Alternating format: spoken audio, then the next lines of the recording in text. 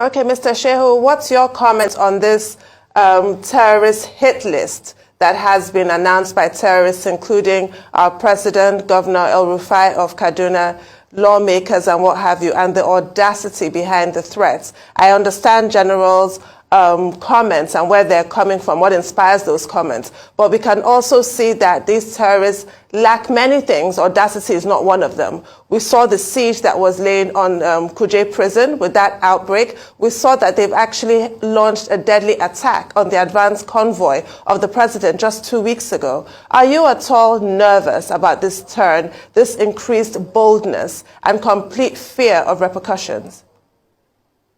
Lack of fear, I mean. Yeah, okay. Thank you very much. Let me start by saying that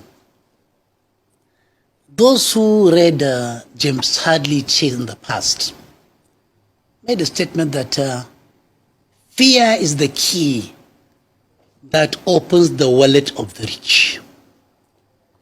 Also, Chinua Achebe, in his book Arrow of God, made a mention of a proverb that if you see an old woman dancing in the middle of the bush, and you have not seen any drummer, nor have you heard any sign of somebody beating the drums, yet the old woman keep on dancing and dancing and dancing. Achebe says, if you don't know the drummer, she knows the drummer.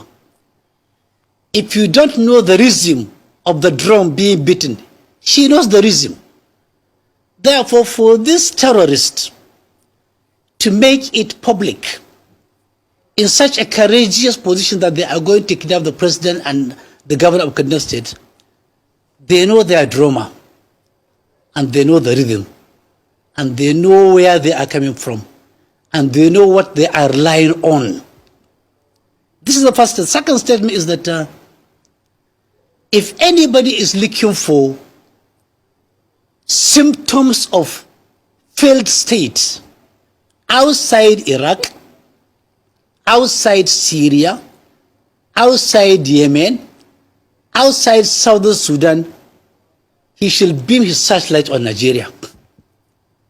How come, for God's sake, a country with an organized security system, with trillions of naira being spent every day, billions of dollars being borrowed in the name of security, yet every day it is harvest of death.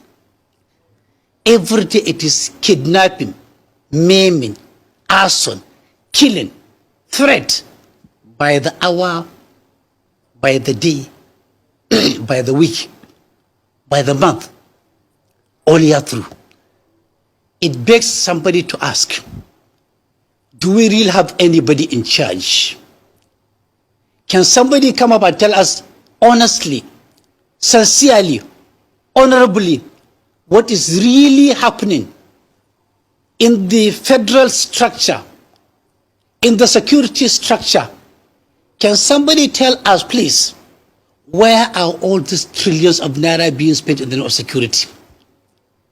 Can somebody tell us, please, where are all the plans? Can somebody tell us, please, we have failed. We can't handle Nigeria. And if they do so, can somebody please depart the scene for now and forever? Government is supposed to be around to protect lives, properties, honor, and dignity of citizens.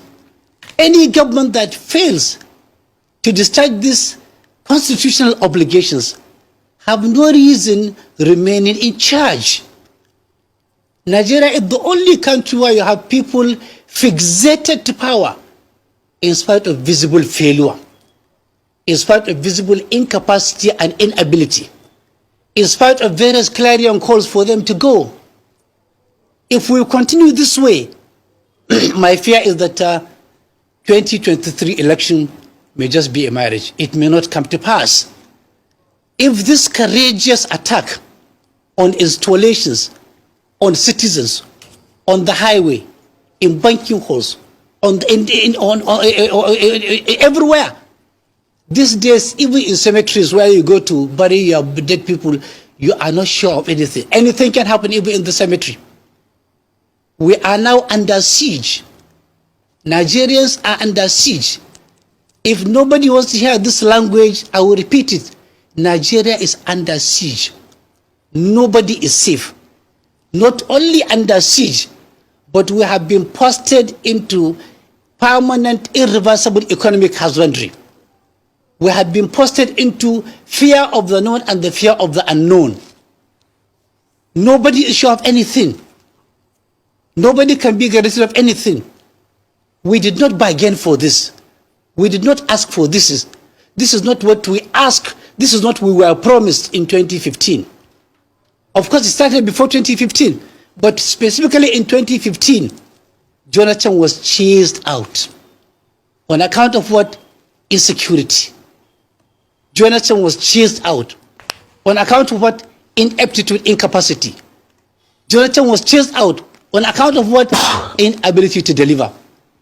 Looking back now, 2015 to that after Jonathan, I'm sure President Jonathan will now be laughing and sipping his own tea in the comfort of his bedroom. Okay. I'm sure. Thank you so much. Believing that it was the best time for him to have left, and he has left. Thank you so much for your insights, sir.